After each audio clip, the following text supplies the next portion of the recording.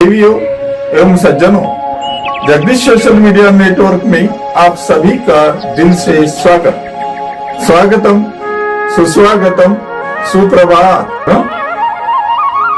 प्रतिदिन के अनुसार प्रस्तुत करते हैं स्वामी वासुदेवानंद जी सरस्वती, इनके अमृतमय वाणी द्वारा विष्णु सहस्त्र नाम ज्ञान यज्ञ प्रवचन।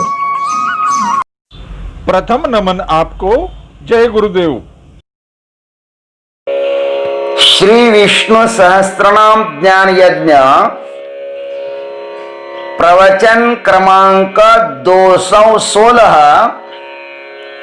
श्लोक क्रमांक 35 और नाम क्रमांक 200,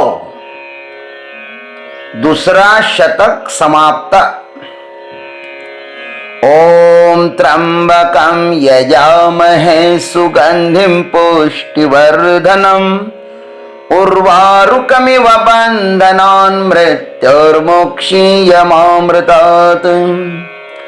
समस्तजनकल्याणे निरतं करुणामयं नमामि चिन्मयं देवं सद्गुरुं ब्रह्मविद्वरम् शान्ताकारं भुजगशयनं पद्मनाभं सुरेशं विश्वाधारं गगनसदृशं मेघवर्णं शुभांगं लक्ष्मीकान्तं कमलनयनं योगिभिर्ध्यानगम्यं वन्दे विष्णुं भवभयहरं सर्वलोकैकनाथम्।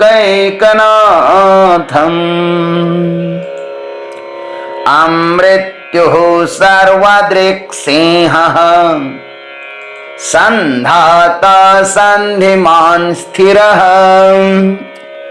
अजो दुर्मर्षणः शास्ता विश्रुतात्मा सुरारिः। ओम सिंहाय नमः। ओम तत्सत। पिछले नाम में कहा कि वह परमात्मा समूचे सृष्टि का सर्वदृक् होने के कारण शेर के समान सब पर अपना प्रभाव डालता है। वह सर्वदृक् है ना, सबको अच्छी तरह से देखता है, इसलिए अब कहते हैं कि वह शेर के समान है, सब पर अपना प्रभाव डालता है। यह भीष्म पितामह जी महाराज अब सिंह नाम से कहते हैं। सिंह का अर्थ है दुष्टों का विनाश करने वाले। भाष्यकार लिखते हैं हिनस्ति इति सिंहः, हिंसन करने के कारण उन्हें सिंह कहते हैं। वैसे मूलतः शब्द जो है ना वह हिंस शब्द है, और हिंस के स्थान में सिंह नाम का प्रयोग हुआ है। पुरुषोदरादि गण में यह हिंस शब्द होने के कारण उसमें सिंह एक प्रयोग होता है। यह सिंह नाम विष्णु सहस्त्र नाम माला में 2 बार आया है, आगे भी आएगा। वहां नरसिंह कहेंगे, 488वां नाम है वो आगे। परमात्मा में और सिंह में कुछ साम्यता है। सिंह के लिए कवियों ने कहा है कि वह स्वयमेव मृगेंद्रता। सिंह जन्मजात वन का राजा है, राजा के सभी लक्षण उसमें हैं। आज प्रायः वोटों से, छल कपट से राजा होते हैं, लेकिन पहले पुरुषार्थ के बल पर राजा होते थे। पहले राजा स्वयं लड़ने के लिए सरहद पर जाते थे। शिवाजी महाराज स्वयं हाथ में ढाल तलवार लेकर के शत्रु के साथ लड़ते थे। आज कौन राजा जाएगा लड़ने के लिए? अब सैनिक लड़ते हैं महाराज, और राजा लोग ना इसी कमरे में बैठ करके मजा देखते हैं युद्ध की। पहले युद्ध में भी संगीत था, अब युद्ध में कर्कशता दिखाई देती है, कई बम फूटते हैं, पता नहीं क्या क्या होता है। सिंह जो है ना वो पुरुषार्थी होता है, सिंह पुरुषार्थ प्रधान है। विवेक पूर्वक किए गए संकल्प से कभी पीछे नहीं हटना चाहिए, यही सच्चा पुरुषार्थ है। और ऐसे ही पुरुषार्थ पूर्वक संकल्प पूर्ण होते हैं। ऐसे पुरुषार्थी को ही सुमधुर फल मिलते हैं। और परमात्मा भी सत्य संकल्प ही है। परमात्मा भी इस सृष्टि का मालिक है, सत्य संकल्प ईश्वर है। परमात्मा का संकल्प भी और उसके लिए किया गया भजन भी कभी भी निरर्थक नहीं जाता। सिंह कभी भी अपना स्वभाव नहीं बदलता, वह भूखा मरेगा किंतु कभी भी वह साग सब्जी नहीं खाएगा। किसी ने कहा है सिंह के विषय में, सिंहो बलि द्विरद कुंजर मांस भोजी संवत्सरेण कुरुते रतिमेकवारम् पारावतः खलु शिलाकणमात्र भोजी कामी भवेदनुदिनं वद कोत्र हेतु। सिंह बलवान है, मांसी भक्षण करेगा, साल में एक बार ही वह रति का आनंद लेता है, एक बार ही।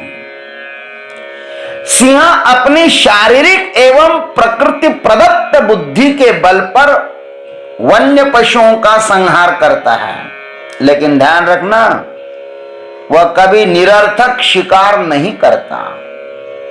अपनी शक्ति का प्रदर्शन करने के लिए अथवा मात्र संग्रह करने के लिए ही शिकार करता तो वन में एक भी पशु शेष न रहता।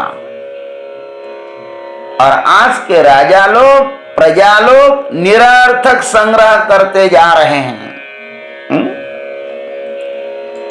सिंह को कल पर भरोसा है,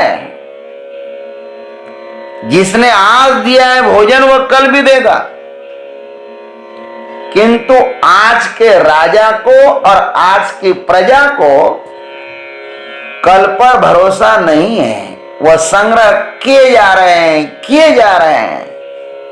अतः वे जनता की संपत्ति छीनकर अनावश्यक संग्रह के पीछे दौड़ रहे हैं। महाराज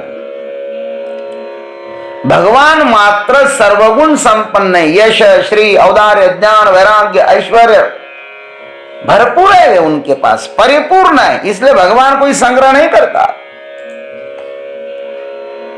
ईश्वर सर्वशक्तिमान है, सिंह अल्पशक्तिमान है। ईश्वर सर्वज्ञ है, सिंह अल्पज्ञ है। ईश्वर विभु है, सर्वव्यापक है। ईश्वर नियामक है और ईश है। सिंह नियम्य है और अनीश है। ईश्वर परोक्ष है, सिंह प्रत्यक्ष है। परमात्मा केवल दुष्टों का ही विनाश करते हैं। विनाशाय च दुष्कृताम। सिंह मात्र भूख लगने पर हर किसी का विनाश करते हैं, क्योंकि पेट तक ही सीमित है। सिंह रूपी भगवान की कृपा होती है तो ही हमारे भीतर के विकार माने श्वापद नष्ट हो जाते हैं। नहीं तो विकार मनुष्य को पशुतुल्य ही नहीं तो पशुओं से भी अधिक नीचे गिराते हैं। सिंह यह भगवान का नाम यहां पर आया है ना, वह योग्य ही है। भगवान सिंह हम सभी पर कृपा करें और हमें इतना निर्मल बनाए कि हमारे सभी विकारों को वो मार डाले। क्योंकि विकार मरेंगे ना तो ही तो हमें महाकाल का दर्शन होगा। आज से 9 साल पहले इसी निमगांव नगरी में ठीक 11/11/2011 को इसी त्रिपुरारी पूर्णिमा के दिन हमारे इस महाकाल भगवान की 111 कुंडी महामृत्युंजय महायज्ञों के जय घोष में एवं पूज्य कनकेश्वरी जी देवी के द्वारा गाई गई श्री राम कथा के सुमधुर जय घोष में तथा राष्ट्रीय सुप्रसिद्ध वारकरी कीर्तनकारों के द्वारा गाए गए दिव्य संकीर्तन से लाखों भक्तों की एवं अनेक ऋषि मुनियों की पावन उपस्थिति में तथा द्वारिका पीठाधीश्वर जगतगुरु शंकराचार्य श्री सदानंद सरस्वती जी महाराज, स्वामी वासुदेवानंद सरस्वती जी महाराज एवं श्री कनकेश्वरी देवी जी के कर कमलों से ठीक 11:11 में, देखो समय कितना सुंदर है, 11:11 में हमारे महाकालेश्वर भगवान की स्थापना हुई थी। बोलिए श्री महाकालेश्वर भगवान की जय। और उसके बाद हेलीकॉप्टर से मंदिर पर तथा निमगांव नगरी में स्थित सभी मंदिरों पर पुष्प वर्षा भी की गई थी। लाखों भक्तों ने इस अभूतपूर्व दृश्य का आनंद लेकर अपना जीवन कृतकृत्य हुआ ऐसा अनुभव किया था। ये भगवान महाकालेश्वर की ही तो कृपा है। और संयोग से देखो, आज हमारे ये विष्णु सहस्त्रनाम प्रवचन रूपी 200 ज्ञान यज्ञ पूर्ण होने जा रहे हैं, पूर्ण हुए हैं। भगवान की पावन कृपा से एवं श्री गुरु के शुभाशीर्वाद से आज इस कार्तिक त्रिपुरारी पूर्णिमा के अवसर पर एवं हमारे महाकाल भगवान के स्थापना दिवस पर यह 200 ज्ञान यज्ञ रूपी पुष्पमाला उनके श्री चरणों पर हम आप सभी की तरफ से समर्पित कर रहे हैं। यह विष्णु सहस्त्रनाम प्रवचन रूपी ज्ञान यज्ञ प्रवचन माला हमारे श्रोताओं को तथा हम सभी के जीवन में आनंद मंगल प्रदान करे, यही हम महाकालेश्वर भगवान से हार्दिक प्रार्थना करते हैं। जय गुरुदेव, जय जगदीश्वर, जय जय महाकाल। देवियों एवं सज्जनों, अभी आप सुन रहे थे स्वामी वासुदेवानंद जी सरस्वती इनके अमृतमय वाणी द्वारा विष्णु सहस्त्रनाम ज्ञान यज्ञ प्रवचन का अगला भाग लेकर कल सुबह फिर उपस्थित होंगे।